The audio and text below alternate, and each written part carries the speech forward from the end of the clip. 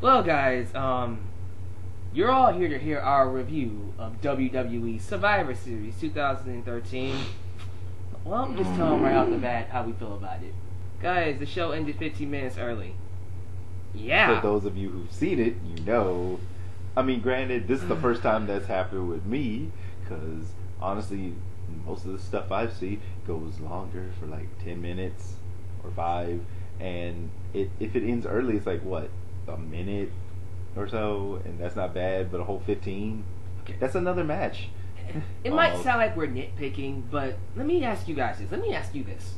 Survivor Series is one of WWE's top 4 pay-per-views. You know, SummerSlam, WrestleMania, the Royal Rumble, and then the Survivor Series. Did this show feel like one of WWE's best shows of the year? If it is, it's at the bottom of those 4. So I'm going to say no, it didn't. I mean, out of the 3 that you mentioned, that's at the bottom of the 4. I don't think he even met those standards. I don't think this was a good show at all. There were some good matches on it, but overall, I'm just left feeling this was nowhere worth the $50. That's what I'm saying. But let's start off with the very first match. Okay, let's start with the kickoff match with Kofi Kingston and The Miz. What are your thoughts on that? Okay, the funny thing is, and it might sound weird, but that actually was a good match, and it was better than a lot of the matches in the actual. How is it that the pre-show is better than some of the stuff in the main show? Because honestly, when the pre-show started, it was like, hey, if everything keeps going smoothly, it's gonna be a good episode. But then it's like, but wait, can I swap them? I would love to swap some of these. So this was the this was the pre-show thing. Yeah, Kofi Kingston versus The Miz should have been on the main show. It was definitely a really good match to watch. I look forward to seeing where their feud goes. I want to see what else they'll do with their feud. Miz is the bad guy, apparently. How do you like The Miz is the bad guy now? Well, no, I'm trying to figure out, like, he's a bad guy now? Yeah. But why is he a bad guy now? He's just a bad guy because if you want to know, like, the real reason behind it, they don't know what to do with him as a good guy, so they turned him bad. But if you're talking about storyline-wise, The Miz is tired of losing. He's tired of being disrespected, so he turned into a bad guy. Moving on. Let's roll with it. Still a good match. We're giving it 3 stars, right? Yeah. The Miz won that match. Okay, after that, we get into the show with the 5-on-5 Survivor Series match. Rey Mysterio, Cody Rhodes, Goldust, and then it was the Usos taking on The Shield and the Real Americans. Your thoughts about this match? I think this was the best match of the episode. I agree. Okay. Because I personally like Rey Mysterio. I think he's a cool guy. Or a wrestler, whatever. And then I've honestly never seen a 5-on-5 before. And I thought that was cool. And then considering it's like, okay, yeah, we got the good guys over here. And then we got clearly, these guys are the bad guys. This is we the people. And then the Shield... I don't deny that they're good wrestlers, but that's why it bothers me about them. It's like, okay, let me get this straight. So they actually are good wrestlers, but because they're the villains this week, they can't win legitly. And even when they do, the win doesn't matter. But this time around, we had someone from the Shield win legitimately. Yeah. Because coming down to the wire, it was Roman Reigns who got most of the victories for his team. Yeah, he pretty much got 3 out of the 4. Oh, never mind. 4 out of the 5. 4 out of the 5. Because Seth Rollins got one of them with that stump. Remember who was that? Was that one of the Usos? I think. Yeah, it was. That stump was devastating. But Roman Reigns pretty much got the most victories, and he comes out looking strong as the sole survivor for his team. So, what are your thoughts about Roman Reigns? You see him being a big hit for the WWE in the future? That's a good question. Because it makes me wonder. Because it's like, were these guys anything before they became the Shield? No. Okay, so you're telling me these are all fresh, new faces. Yes. And they became new face, this team, and they're the Shield, and then the storyline, whatever. So, technically they can. I mean, especially this guy, but it's just kind of odd because the other dude that's considered the leader, I don't know his name. Dean Ambrose. Yeah, him. I would have figured that he would have been the guy that would have, propelled to being his own person. Oh, yeah, we all way thought that before as well. him. Yeah, we all thought that as well. Yeah. But I'm not really shocked because Roman Reigns, I mean, he has the look of someone that WWE would want to push. But all of them are great in their own way. And I enjoyed the matches like you did. Definitely the best match on the show. But I give it a 4 out of 5. Definitely a 4-star match. I am not going to debate you about that one. But next up is the Intercontinental Championship match between Big E Langston and Curtis Axel. Big guy.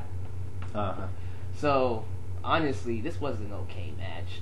The Raw match was so much better than this one. I didn't see that, sadly.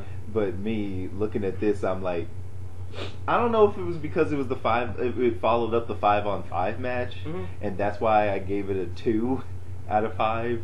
But it's like, we go from this, and then we got this.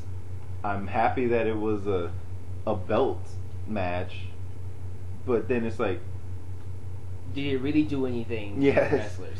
It didn't do anything for me, but it was just the whole thing where it's like, you guys are going a little slow. And the ending with his finisher. What do you think about his finisher? That's not a finisher. He picked him up and dropped him. He dropped himself with him, so he hurt himself as well, right? Okay, that's another thing. Yeah. I want to know. It looks like he's hurting himself with the finisher. No, it's just, this is the thing I never understand with the whole wrestling thing. I get that everyone has their own name. I get everyone has their own finisher, and that's fine. But why is it that they have to... I mean, what? They don't retire certain moves? Nope. So, because what I mean is, like, you're really telling me that, for example, Stone Cold Steve Austin... The stunner. Yeah. The stunner. Yeah. You're telling me that can never be used by any other wrestler? Well, they can use those moves, and they can just say he got it from Stone Cold Steve Austin. But do we really have to go with that whole storyline? Can't we just say he made it up and it's called the Flying Mongoose or something? I don't know. I don't know. Because I'm like thinking, because, I mean, don't get me wrong, be creative if you can, but I've seen some moves, and if the best you got is you pick them up and then fall with them. You would rather him get someone else's move that's been done before. I mean, especially if the other guy isn't doing it anymore, why not?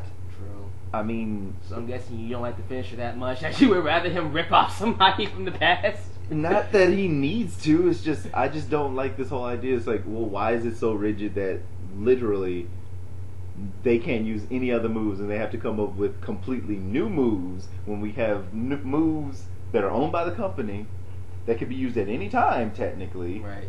Besides the only stigma of you're being a rip-off artist. But then me, I'm like, the only people that would know that is people that have been following it for the last 75 years. Bunch of people, 75 years. Huh? At least for the last 10 years. Yeah. For a decade. Oh, yeah.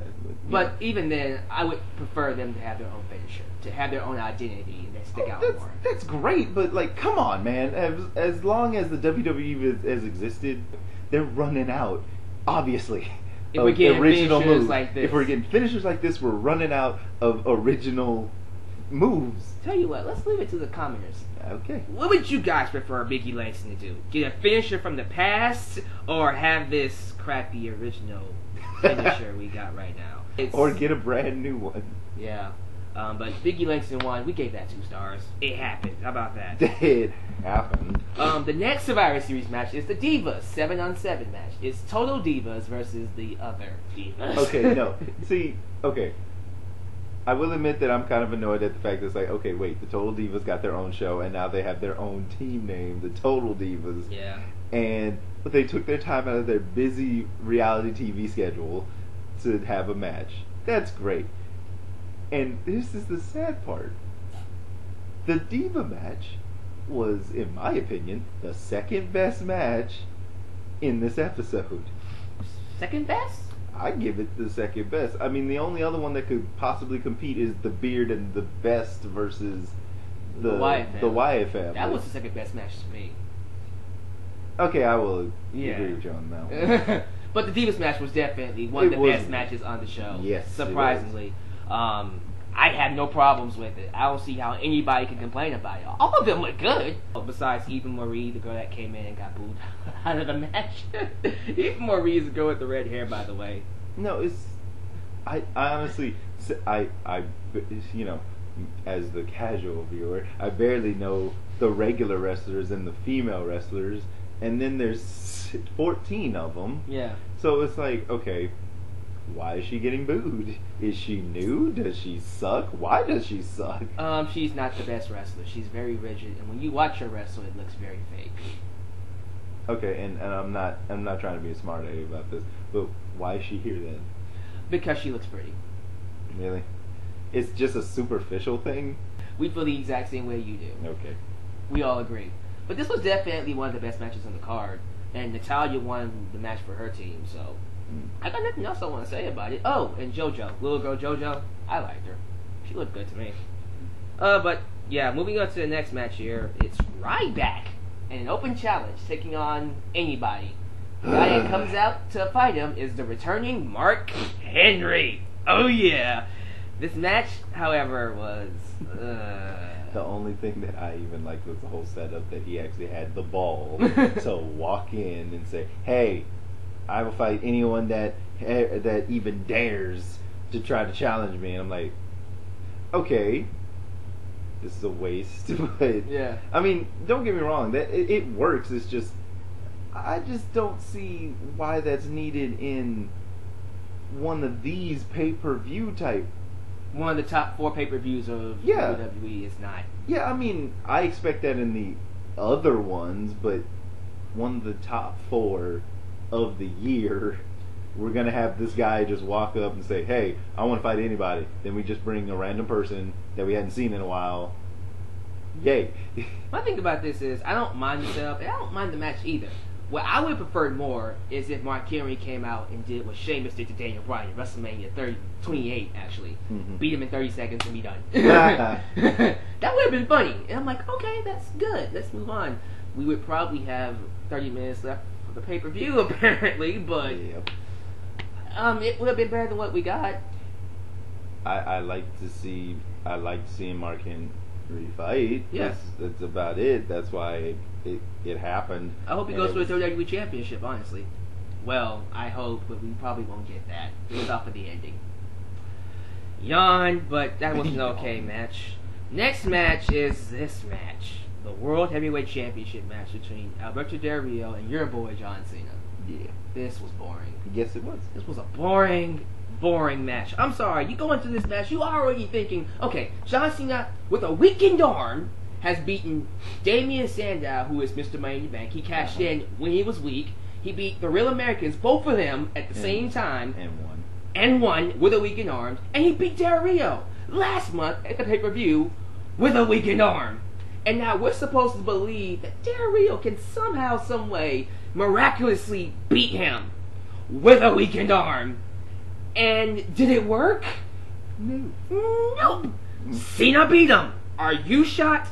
No. Are you shocked? No. And then wait, isn't this John Cena's hometown anyway? This is John Cena's hometown. Doesn't that mean they automatically win? Technically? Not really. Most of the time, they lose because they're in the hometown. But because it's John Cena... Oh. I forgot the factor of Cena. Yeah. Your thoughts about this match? Well, I'm not really surprised. Because, Who's surprised? Because, I like John Cena, too. I just wish I was a little bit more entertained. But the only thing we got going is the fact that he has a quote-quote weakened arm or shoulder, or not shoulder, elbow or something. And at the end of the day, it's like, okay. Does it really matter? He's still winning matches. Yeah. He's still winning matches, so it just seems like we're really perpetuating the image of, hey, he's awesome. He's Superman. Mm-hmm. And that's such a bad way to tell a story. How are we supposed to get invested? Why should we get invested if he can win anyways when he's weak? Because, no, seriously, what does that mean? It just means that, okay, he won. I feel nothing for this match. I feel nothing for these people. I don't care that he won. I don't care that Del Rio lost. I don't care about this match. I don't know why it was here. Does this match need to exist? Not to me, but it happened. So what are we gonna give it? I give it a 2 because it's not like the most terrible match I ever seen. No, like what we will get to in a minute. Yeah. But it's just like if you missed it, you didn't miss anything. Right. Okay, we'll be generous and give it 2 stars. But that was definitely one of the worst matches of the show. Yeah. Not the worst, but one of them. Mm-hmm. Next match is one of the best ones, though. It's the Beard and the Best versus the Wyatt family. Versus the Hills Have Eyes. The Wyatt family. The Wyatt family. Luke Harper and Erick Rowan versus Daniel Bryan and CM Punk. Very solid match. I enjoyed it. I think Luke Harper did like a power bomb off the top rope on Daniel Bryan. That was crazy. All 4 of them looked great. But CM Punk and Daniel Bryan came out on top. And what are your thoughts about it? Honestly, I don't really have much. I saw it. It was good. The setup made sense. The only problem I had is that it slowed down halfway through. Right. You know, it was like, ooh, and then it was like, ah! And powerbomb. Oh, this is good. Yeah. This is awesome. Yeah. And I don't know what happened. Okay, let me ask you this. There were 2 other matches we were supposed to get. We were supposed to get a handicap match between Bray Wyatt, the guy on the outside, Luke Harper and Erick Rowan versus Daniel Bryan and CM Punk. Do you think Bray Wyatt being added to the match would have made it better? I think so, because Me too. Because honestly, I don't see the point of having the Wyatt family if one doesn't do anything. Yeah. I mean, if he's just, don't get me wrong. It's like, yes, I know they have won how many? Well, pretty much they've lost 2 matches. This is the second match they lost. Okay. Yeah. Because, me, it's like every match I've seen them in, they won one time and lost one time. Well, now twice. So me, I'm just at the point where it's like, are they really as great as they claim to be with their creepy selves? But they're great. Yeah, they're pretty cool. But, okay, I don't get it. Are they like a tag team match, or are they just the Wyatt family, where it's a 3-on-3 or a whatever? Well, pretty much they're just evil entities that like to cause havoc. Wreak havoc on the roster. I see. Yeah. Oh, and the other match that we were supposed to get was what the fans really wanted. Remember the 5-on-5? That was originally a 6-on-6 with Daniel Bryan and CM Punk added to that match.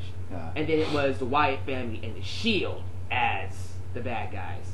Would you have preferred that match besides this match? If you want my honest opinion, that is more interesting. Yeah. But I don't see it happening. It did happen. When? Raw. Okay.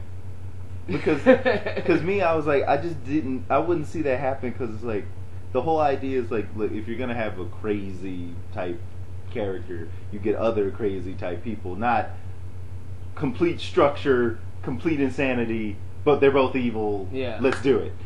There was an interesting story about that, because they did do that. They teased it, because Wyatt and Shield hate each other. And they had this story going in, like, can they really coexist?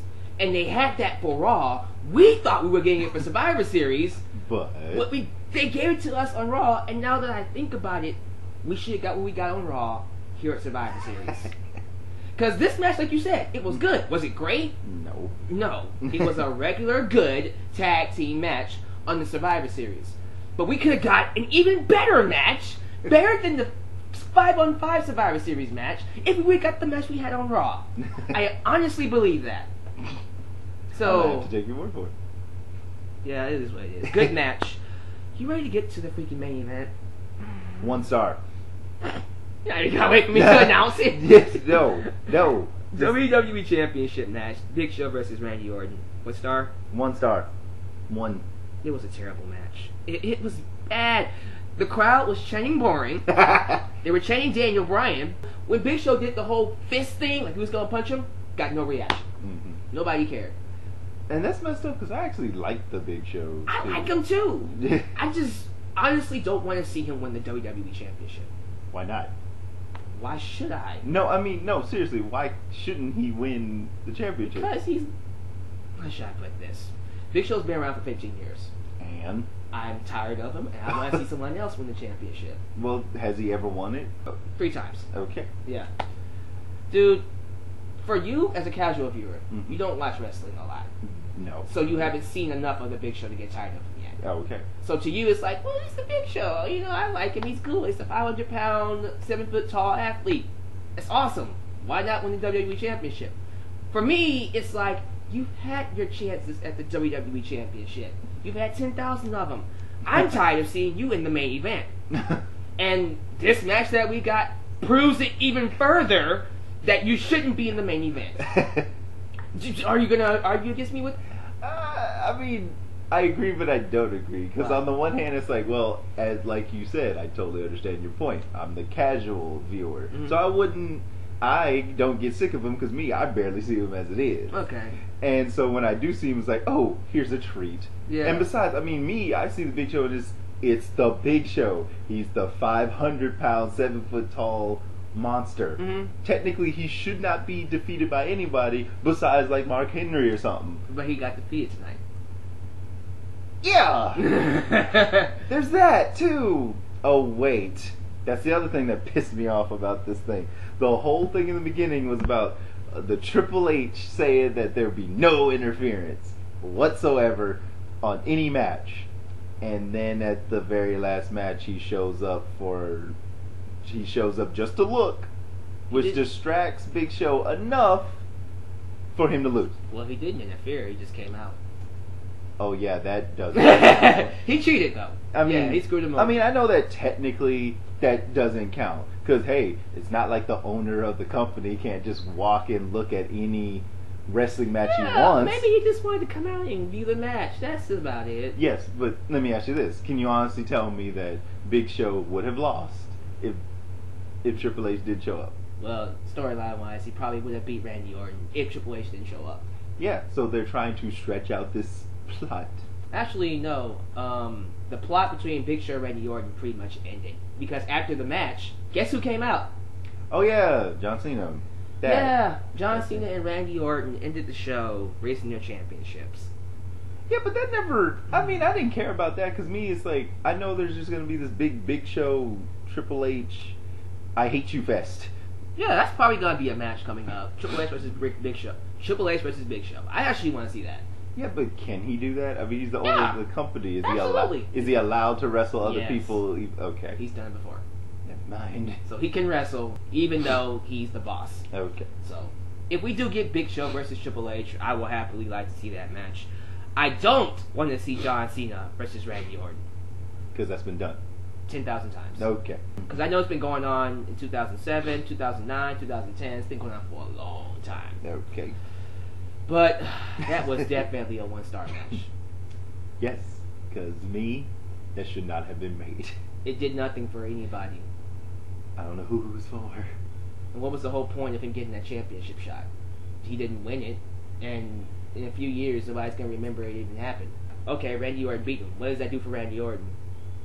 Again, that's what I want to know. Yeah. Because I'm just trying to figure out if there was like a rhyme or reason to who gets challenged by who, and you win this because... No, he got it because Triple H pretty much didn't want to get sued by him, and so he forced him to give him the match. So the setup was terrible, the match itself was bad, and the ending was just blah.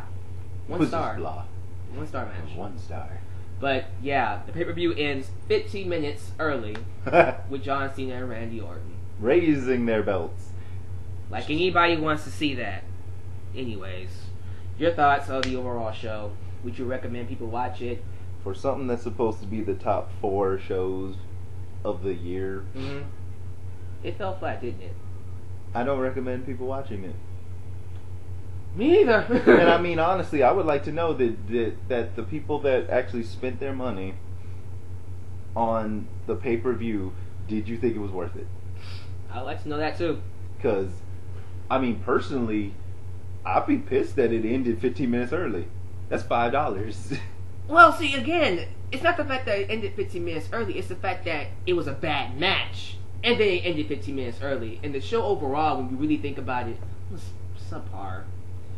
I mean, the one good thing in it was the very beginning, which, again, was great. Because I was like, oh, it can only go up from here. Nope, it went the other way. It went down. And so, you know, me, it's just... I'm just at the point where it's like, why? I remember back in the day where the main event matches were like the biggest crowd pleasing. Everybody's been looking forward to it since it was hinted at in Raw 3 months ago type of stuff. It was the selling point of the entire show. Yeah. You know, like, oh, everybody's tuning in because of that. But here's some other stuff. Yeah. that are sort of good, but hey, you're here for this.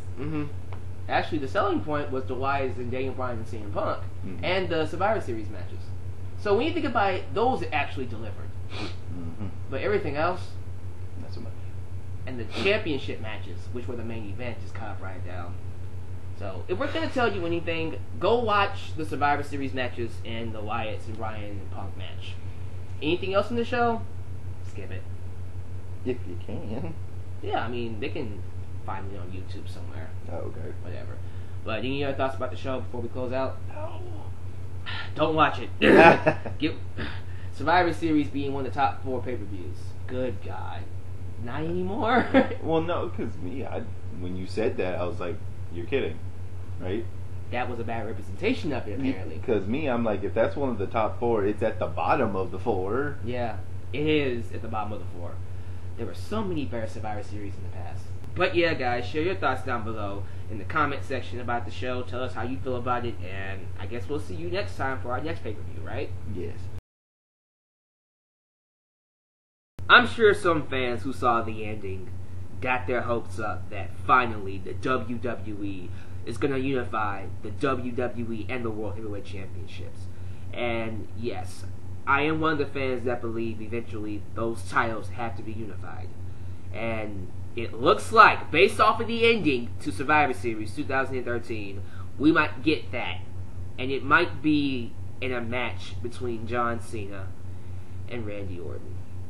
Now, I'm not going to predict the future. I don't know if this is actually going to happen. That could just be a tease, and it probably won't be those two. It could be someone completely different, facing one of them or someone else, you know. But to me, the image alone is depressing, because it goes to show me that WWE really hasn't moved forward a lot.